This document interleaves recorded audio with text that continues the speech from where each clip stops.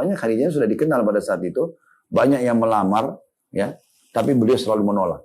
Makanya Nabi SAW sudah punya informasi itu. Oh, Khadijah. Ya, jadi buah bibirnya laki-laki di Mekah gitu ya.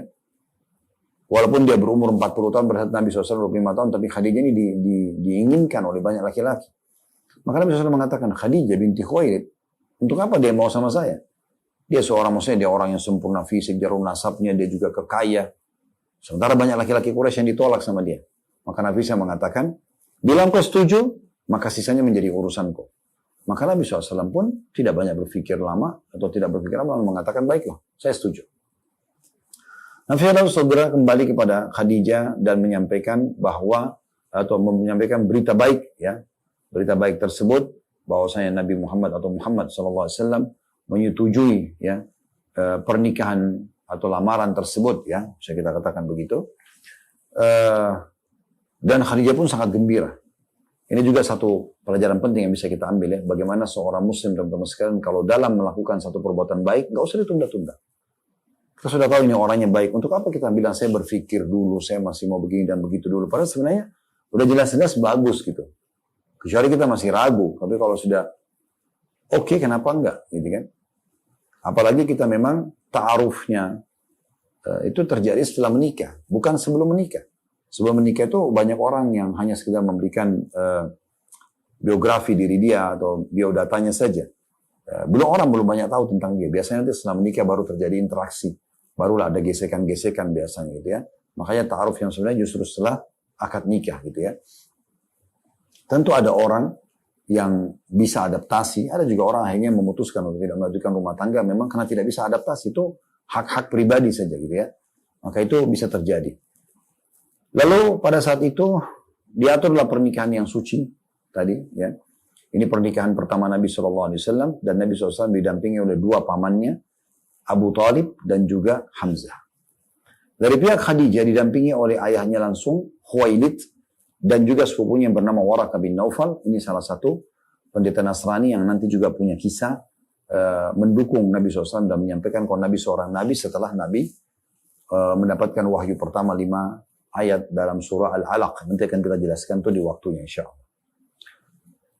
Pernikahan ini sekaligus membantah pernyataan para orientalis ya, orang-orang barat yang belajar Islam tapi untuk mencari kelemahan Islam, yang mengatakan Nabi SAW mengikuti hawa nafsunya. Nabi SAW menikah, ya, artinya Nabi ini orang yang suka dengan nafsu saja, sampai akhirnya dia berpoligami, karena poligami itu bagian daripada syariat. Dan itu syariat semua Nabi-Nabi. Nabi Sulaiman bahkan menikah lebih dari 9, bahkan ratusan pasangan hidupnya, karena di satu itu syariatnya begitu. Boleh-boleh saja gitu ya. Dan hampir semua Nabi-Nabi memang dalam kondisi melakukan poligami tersebut. Jadi bukan hal yang baru gitu ya. Ini sekaligus membantah. Dan Nabi SAW waktu awal menikah, kalau hawa nafsu tidak mungkin mau menikah dengan wanita yang lebih tua. Masih banyak wanita-wanita gadis Mekah yang bisa dinikahi. Gitu. Intinya, pada saat itu Nabi SAW menikah dengan Khadijah, ya. Dan terus saja beliau bersama Khadijah sampai Khadijah meninggal baru beliau menikah lagi. Nah seperti itu kurang lebih. Dari seluruh istri Nabi SAW juga ini sekaligus melengkapi bantahan terhadap para orientalis yang mengatakan Nabi SAW mengikuti hawa nafsunya hanya karena poligami. Dari seluruh istri Nabi setelah Khadijah meninggal, semuanya janda kecuali Aisyah saja. Kecuali Aisyah saja radhiyallahu anha yang perawan gitu ya. Kalau Nabi SAW mengikuti hawa nafsunya, maka mungkin dia nikah sama semuanya perawan misalnya, kan bisa saja begitu. Terkadang Nabi SAW dalam pernikahan beliau menikah karena kedudukan mulia dari para sahabat. Dan memuliakan para sahabatnya. Maka Nabi SAW menerima penawaran menikah dengan anak-anak sahabat tersebut. Kayak Anda punya sahabat yang Anda sangat muliakan, lalu Anda tawarkan anak Anda untuk menikah atau dinikahi misalnya. Itu Abu Bakar lakukan dan Umar untuk menikahkan Nabi SAW dengan Aisyah dari Abu Bakar dan Hafsah dari Umar. Terkadang Nabi SAW juga menikah demi mengislamkan suku. Seperti contoh Nabi SAW waktu menawarkan Juwairiyah binti Harith radhiyallahu anha. Ini salah satu anak daripada kepala suku Al-Harith ya. Dari suku Mustaliq ya. Waktu itu Juwairiyah menjadi harta rampasan perang dan Nabi SAW tawarkan kalau kamu masuk Islam saya akan nikahi kamu.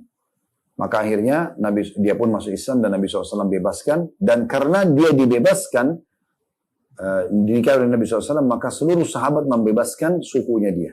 Makanya Aisyah berkata, radhiyallahu anha yang hadir juga dalam peperangan tersebut dan menghadiri pernikahan ini, ya, maka mengatakan tidak ada orang lebih mulia daripada Juwairiyah, di mana karena pernikahan dia dengan Nabi SAW, maka kaumnya terbebaskan dari tawanan perang.